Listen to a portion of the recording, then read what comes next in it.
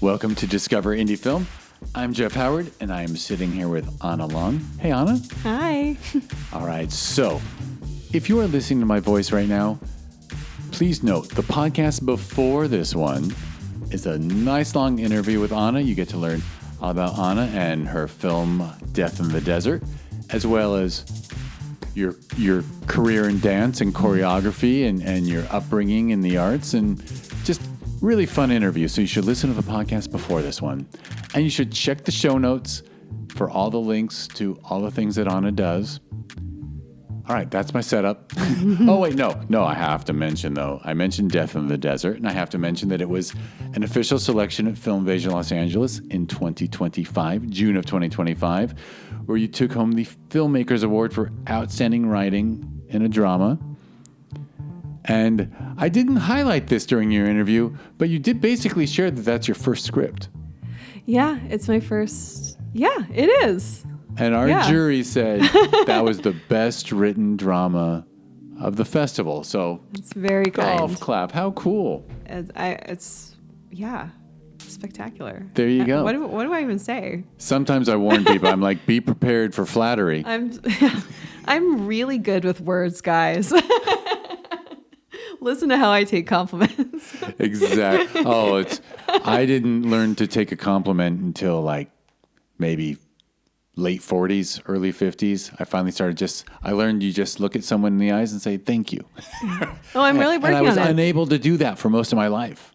I always had to play it down. I don't know. Yeah, I wonder why that is. I think with women, it's a little bit like, what's the word, conditioned? But I think cultural, it's cultural. Yeah. No, but I'm truly deeply honored. I love that script. I love that film, and it's so nice to be seen and appreciated. And as I said, everyone listening, it is just a very creative, original take. It's called Death in the Desert, so there might be a death in the film with death in the title, and it's just very creative and original. So I'm so glad that the jury loved it and gave it that award. And now I'm going to shift gears because this is a 4 questions episode, as I call it, which means Anna's going to answer, name 3 films you love, name an underrated film, name an overrated film, and name a lesser-known film that people should seek out. And I don't think I have to give you a big explanation for the questions, but if you want any clarity, I'm happy to add it. You want to start in numerical order?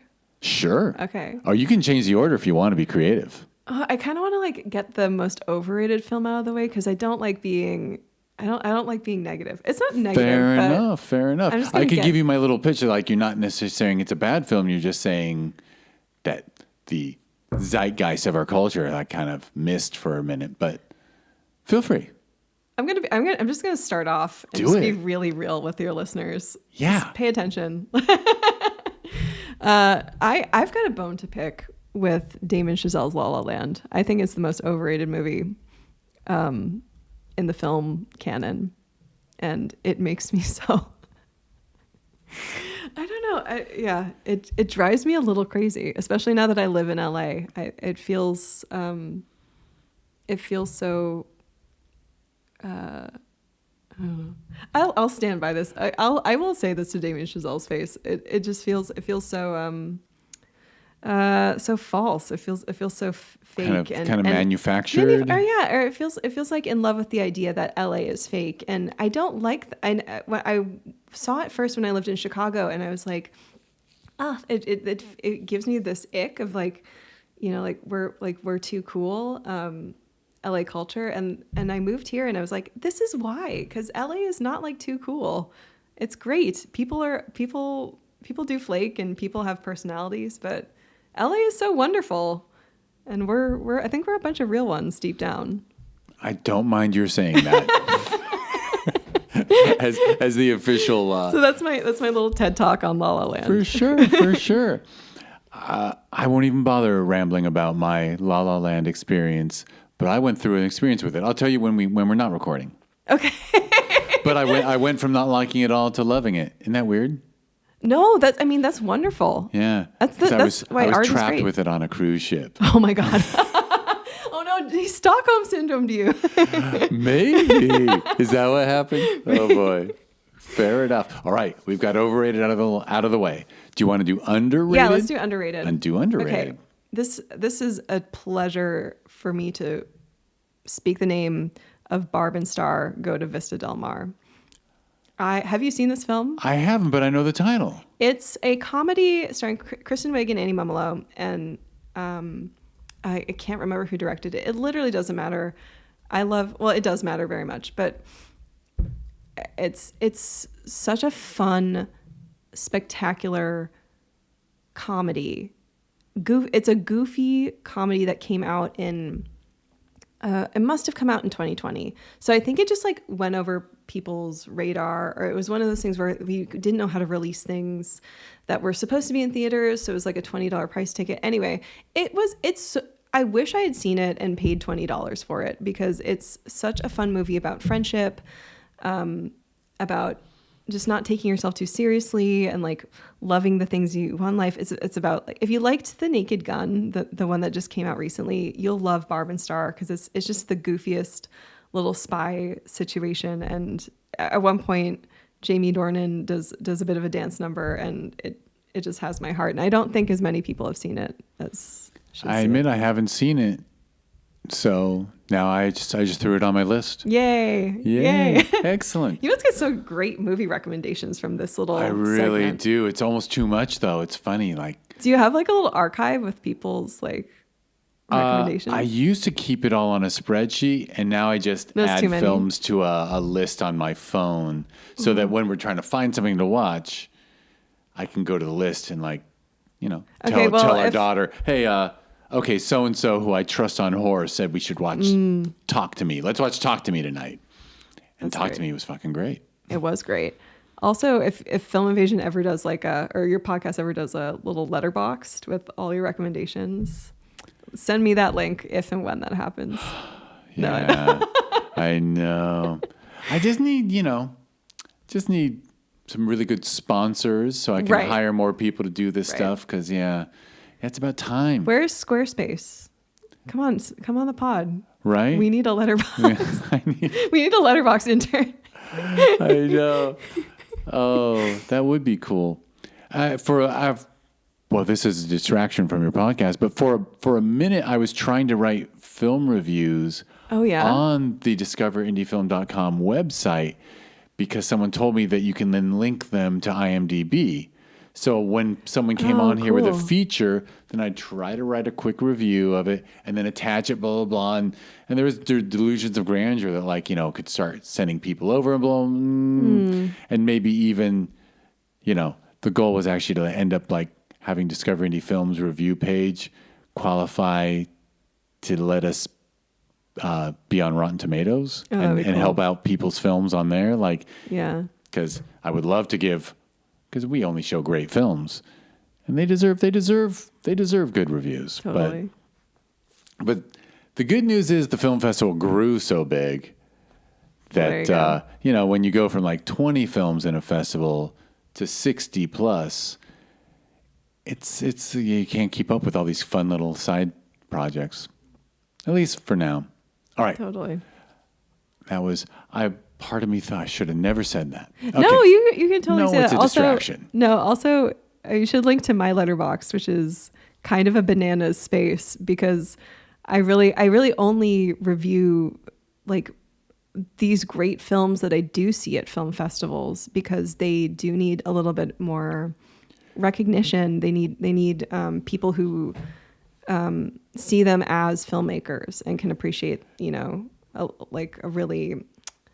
somebody who understands what they're trying to do. And so, but I don't review anything else. So I've got 400, 500 films logged and 5 reviews. That's great though. Yeah, no, I love it. Does your letterbox link from thisisanalong.com? I'm going to fix it tonight so it does. Yeah. Or you can just send the link over. Yes, I'll do it all. Do both, yeah. You might as well, because that sounds really cool. It is fun. I love my little letterboxed, but yeah, that's if you and if you see my letterbox, you'll know the answer to the first question. Ooh. It's my top 3. Well, you want to save that for the end? Okay, we can save it for the end. Oh, you want to do a lesser known for people to seek out? Yes. Which I feel like does have some overlap with Barb and Star. So I would recommend this as a double feature with Barb and Star Go to Vista Del Mar. which is The Young Girls of Rochefort, which is I think it's a Jacques Demy film from the 60s. It's Catherine Deneuve and Gene Kelly, and I forget her name. Is it Francois de Lauriac? But Catherine Deneuve's sister plays her sister in this movie, and they play twins in a town in France, and it's basically. It's so funny I brought up La La Land. If you love the like Technicolor splendor of La La Land, it's a French film, total musical, everything is sung, and it's basically like cinematic serotonin. If you're having a rough day, like it'll just lift your spirits no matter what is happening. And I bring it up because I came to LA and met so many film bros who are like, "Oh, you haven't seen Heat?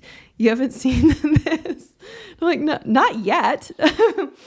But I don't have any problem with it. I have a lot to look forward to. That's what I see. And then I bring up this film and they're like, "Oh, I haven't heard of that." And it's like my little back pocket surprise. So I'm giving it out to everybody. At the risk Have you seen it? No. Okay, okay, good. But I want to. And I walked out of Heat. You walked out of Heat? Oh, no. I did. No one understands me. It's a long movie, to be fair. I had reasons. It was part of my day, I think. Okay. And I saw it at the $2 theater at Fairfax and Beverly. So when you pay $2 to see a movie and you're like, I can't sit here today. Yeah. But totally valid. A great film would have held me. So anyway, I just threw shade at Heat. I don't know why I had to. I'm not going to throw shade at Heat on the record. But I did see it recently. I was spoiled rotten. I saw it at the Academy Museum a couple weeks ago, actually. And Michael Mann gave an introduction, and it's super. It was pretty much like the ideal situation to see that movie. Also with my best friend Dan, who loves Heat and was like basically fist pumping. He's so excited. I get it. Okay, well now. Okay. You want to go? So you have a numbered list, the top 3. I do. Because I normally tell people you just have to name 3 films you love. You don't have to do your top 3 of all time. But if you want to go 3, 2, and 1. Oh, I don't think I can pick I don't think I can rank them. Or if I did, it would totally depend on my mood. But just in no particular order, one of my favorite films of all time is Jim Jarmusch's Only Lovers Left Alive. That film is a particular flavor. It's a vibe for sure, but if you could bottle up my spirit, my personality in some sort of cinematic story form, it's really everything you need to know about me is in that movie. Sometimes I feel like when I'm watching it, and the 2 wolves inside me are Tom and Tilda. But I watch it almost every year, and it's like a text I come back to. Love it. My Jarmusch film is Mystery Train. Oh, I haven't seen that one yet. Because that came out. I was in college when that came out, which means you might have.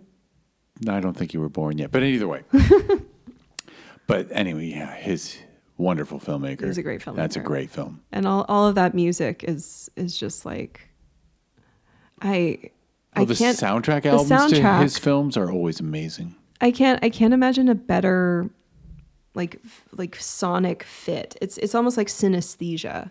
You know, just listening to that movie, it brings you back. And I love that it's shot in Detroit. I have such a soft spot for Detroit, and I would love to shoot a vampire film in Detroit, and if I can make that happen. But yeah, I love every frame of that movie. Beautiful. All right, so that's that. You get 2 more. Oh, I get 2 more. Eternal Sunshine of the Spotless Mind changed my life, changed my whole life. The way I look at the scope of what I can accomplish creatively as an artist, what people can accomplish creatively as artists.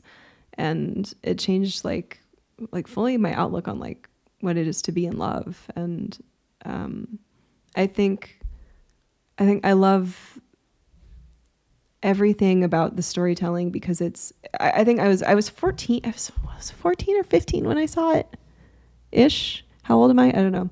But it was at a really formative time in my life, like creatively, but I was also like very much fed up with this, How to Lose a Guy in 10 Days sort of rom-com, like, version of love that I felt was like marketed to me and trying to get me to buy something.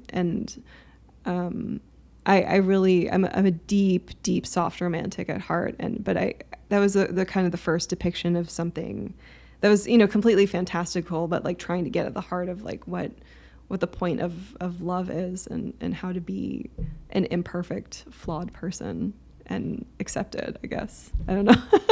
I support you one of the most beautiful films ever made about love, and I think there's nothing more beautiful than the fact that this was a love that could survive a memory wipe. I mean, that's really what it is. It's that you can do all you can to remove love, and love will win out. I think it's the most beautiful story ever told. I think so too. For me personally, I think I would have been scared to fall in love my whole life if I hadn't seen that movie. Like really, and now everything I make is just I look for love in everything that I do and everything I try to experience. So yeah, I always fell hard and fast. and quite long term and dedicated too. Somehow worked out that way. Thank you, Michel Gondry, for fixing my love life. Right, and a Charlie Kaufman script that was unbelievable. Absolutely. I mean, everything that Charlie Kaufman has written, like to be a teenager kind of in the time of adaptation and being John Malkovich in Eternal Sunshine, like that whole run was totally formative and just like and giving me the confidence to take a look at the things that I'm reading and I'm writing and the things that my friends are reading and writing and say like, yeah, there's nothing too smart for an audience. An audience will understand. Like you don't have to play down to anything. Like you will, something that is smart, people will rise up to it if there's something real behind it. And he's just one of the, It's an amazing film, amazingly acted, amazing. Amazingly directed too. Amazing. I love all the practical stuff too. I was telling you, huge table. To the end. My new film is it was all practical effects basically, and I was just thinking of there's a scene where I think if you watch the behind the scenes featurettes, like Jim Carrey is like running as he's on camera, the camera moves and he runs to the other side of the room physically, and then the camera keeps going, and all of these like little tricks that like we play around with as kids that become high art. Like there's no distinction there. I'm gazing off in the distance because I can't help it. Like I just want to give Jim Carrey like the biggest hug of all time. Oh my God. And I know I'm convinced we would have not gotten to see that film if he hadn't attached himself to it, right? Yeah. Because Jim Carrey's box office presence got someone to put that much money into a script that untraditional. Yeah, and I know it's amazing. It's amazing that film got made. It's totally amazing. And at this point, like in retrospect, in 2025, it's almost like basic to say that it's one of his best performances. But it's really one of, for me, just like one of the most deeply affecting performances. Period. Not just his. Yeah. He really kills me, and Kate Winslet too. I mean, like way to take like a manic pixie dream girl and give her depth. Like there's so much inside her, and I see something new. That's another movie I've seen like once a year since I was 14 or 15, and I see something new in her every time, even if I know all the lines like by heart at this point. Yeah, there is something mysterious that I can never, and I'm glad I can't put a finger on it, and I'm glad no one can. But there's some human beings that when they are on screen, they were meant to be there. And Kate Winslet is always amazing. Just an incredible presence. Oh, the greatest. Never seen a film where I didn't think she was brilliant. Not yet. Yeah, and I don't expect ever to. Not gonna. You know? I don't expect to. Yeah. And again, even when she does, no matter what she does, even when she does, then again, when she accepts an award, I find her brilliant. So anyway, Yeah, I know. So wonderful. You wait, one Wait, more. one more? You get one more. So we're going to take a left turn here, but it's going to be the best left turn we ever take because I love, love, love A Muppet Christmas Carol. I was thinking horror. Okay, you're going to have to tell me one of your favorite. A Muppet Christmas A Carol. Muppet Christmas Carol has my heart. I'm also obsessed with adaptations, literary adaptations, narrative, like game adaptations that turn into film and TV shows. And I really think A Muppet Christmas Carol is the best literary adaptation into a film. Oh, not just of A Christmas Carol, but of any written piece.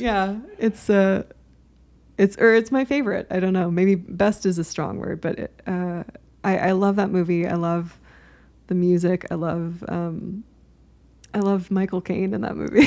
He's a fantastic Scrooge. But I'll say every Muppet movie I've ever seen, I haven't seen all of them, and I haven't seen recent ones, but I remember seeing Muppets Take Manhattan in the late 80s and thinking, this is so freaking good. Like, how come it wasn't number one in the world? Like that, like everyone should have seen that movie. Like these Muppet movies, maybe because they were so labor intensive, they're just bad. Just like Pixar. Everyone tells me Pixar are better scripts because they have to work out all the problems in the script before they start animating. And maybe when you're building sets for human beings to work Muppets, like you're like, no, we have to write the script better. Like, no, totally. I mean, like, there's this like big famous story about like Jim Henson when he did the Muppet movie, the first one, that he was basically in like cramped up in a little submarine for the Rainbow Connection, and it's physically difficult to do all these things. But yeah, I don't know. I'm a big softie for Christmas stuff, and A Christmas Carol is, I mean, especially now in like the heart of, not to get super I don't know, not political or anything, but like we live in a pretty capitalist world, and it's a good reminder to give back and to be in community with each other. Like, yeah, besides the capitalism, we're currently in a time where people are forgetting the value of kindness. Exactly. And that's not good. And like I said on the earlier podcast, my version of horror really stems from the camp of it all. I love that, and it's like, what better way to kind of deal with the Marley and in this case Marley and Marley of the many Marleys of our world than to just kind of send it off and laugh at it and see how ridiculous it is that you lived your life with greed and little Muppet coffers. But it also terrified me as a kid too. That's honestly like the trailer of that movie I saw when I was 3 years old, and that for me that was horror. Like when the door knocker turns into a face, like it sent me running. So I think I'm with you. I had a terror of there was a human being in a bunny costume once, and I thought it was the scariest thing I ever saw as a kid. Yeah. Sometimes your brain is just like working its own director. Yeah, you're not ready sometimes. Yeah. All right, well, before we go, you named 3 top films, but you did not name a horror film, and you told me you're a horror fan. So why don't you tell me a favorite, not the favorite horror film maybe, but a favorite horror film? Ooh. I think like there's a lot of recency bias and stuff, but I love everything. I think I love just the audaciousness and the boldness of like Evil Dead 2. I like that's just so horror. like it's a capital H horror movie. But recently I've been drawing I've always drawn a lot of inspiration from Suspiria, like Argento's Suspiria. I love giallo horror, and it's been getting a lot of popularity in the past recent years, but I'm very, very inspired by Possession, I think by Zulawski, I think is how you pronounce his name. But those performances, Sam Neill and Isabella Gianni, like on the very opposite end of the spectrum from something as tender and gentle as eternal sunshine, but the violence, and not like gore violence, but the domestic and the dramatic violence of this relationship is so nuanced and alien, and really, you can watch the subway scene, which has kind of gone viral, but that's the least scary part of the whole thing, and it's so brilliant. I could I could just have it's so dark, but I could have it on in the background in my house. I could watch it every day. I'm so in a possession. Excellent. All right. Well, I think we're good. Yes, I've said so much. You've said all wonderful things, and I'm with you. I'm with you on. Even though by the way, I always like, even though I've grown to appreciate La La Land, I love when I like disagreement. I still think that's what art's about. Like, oh, you love this, I love that. Great. Well, yeah, and I'm not one to yuck anybody's yum. Like, absolutely, if like love what you love. Like, I don't believe in guilty pleasures or anything. It's just interesting. I think it is I'm glad you have that question, because it's interesting what the sort of, what's that little like magic grit that like gets under people's nerves, and I can't explain it and I can't justify it, but but it's there. That's the only one, I think. Agreed. All right. So before I say something I regret, I'm just going to wrap it up, because I once did like say something was overrated, and a friend said, I'm going to miss being friends with you. Well, look, but we don't have to be like that. You run the risk, but I'll stand by it. I'll stand by it, and I also stand by love what you love. I'm sure like people are rolling their eyes at like the stuff that I love, but why would you do that? Let's. And one thing is for sure is film length. So the lexicon of film is now so vast. Totally. That 30, 40 years, 35 years ago, everyone saw the same films. Mm-hmm. And now, I'll have a young person come onto this podcast and name 7 things from Korea. And I'm like, yeah, boy, Korean cinema hit when I was already an old person with a young person in the house, and like we were just watching Moana 17 times a week. So like, sorry, I haven't seen one Korean film except Parasite, and I understand there's a huge richness there. Yeah, well, that's the exciting thing. Who has time to take in a whole new culture of film? There's time, but like it's overwhelming, but there's also like, there's so much amazing things to discover. Like, so much. Like we have so many films like at our fingertips. I can watch.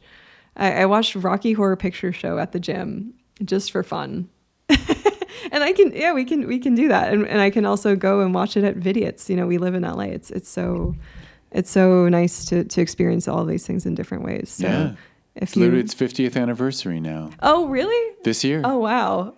Yeah, it was 75. Oh my gosh, I got to figure out a way to get to see it again. In fact, did you get to see Barry Bostwick at Filmvasion LA? No, I didn't. Oh yeah, he was there with a documentary, and so we had that documentary. Oh, I need to see that. So it was amazing. We got to meet Barry, which is kind of cool. That's so cool. And now he's super busy with the 50th anniversary of Rocky Horror. So I'm glad he took the time to come to our festival in June. Oh, that's wild. That's amazing. Yeah, it was kind of cool. Very cool. Films are cool. The one thing I didn't do was get super petty and do like a selfie with him to text to my ex-wife, who's a huge Rocky Horror fan. I wasn't going to do that. You're very classy. Maybe I just didn't have the guts to go, hey, Barry, you know who really loves you? Somebody I don't love anymore, so let's make her jealous of us. No, I actually do love her as a friend. She's a very good person. I know. See, I told you I'd try to get out of here before I say something I regret. Guys, we're so real. Films are real. Art is real. Love is real. Yeah. Just ask Michel Gondry. Exactly. Oh, my God. All right. So check out the show notes. In the show notes, where however you are listening to this podcast, there are bound to be show notes, or you can go to discoveryindiefilm.com and get the links, but there'll be links to Anna's work. So do that. Anna's website, Anna's Instagram. That way you can follow Anna's work and maybe even take a dance class. Oh, please do. Take a dance class, people. You'll be happy. and I say that as if I have. So anyway, but I'm gonna. All right. So let me wrap it up the right way. So thank you, Anna, for being here. Thank you, everyone, for listening. If you want to, well, first of all, be kind. I didn't say this in the last podcast. I've been saying this at the end of every podcast. Please like and subscribe. Write a review if you want. You know, there's a little secret about kindness, which is when you are kind to someone, it actually benefits you even more than them.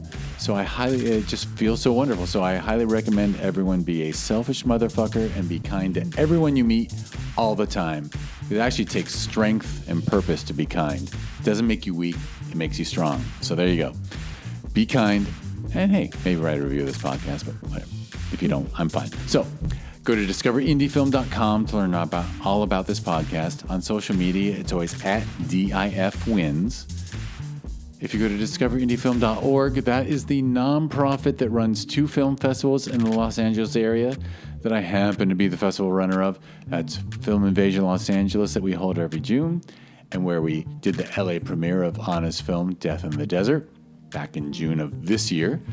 And its sister festival that we hold every December is the Sherman Oaks Film Festival.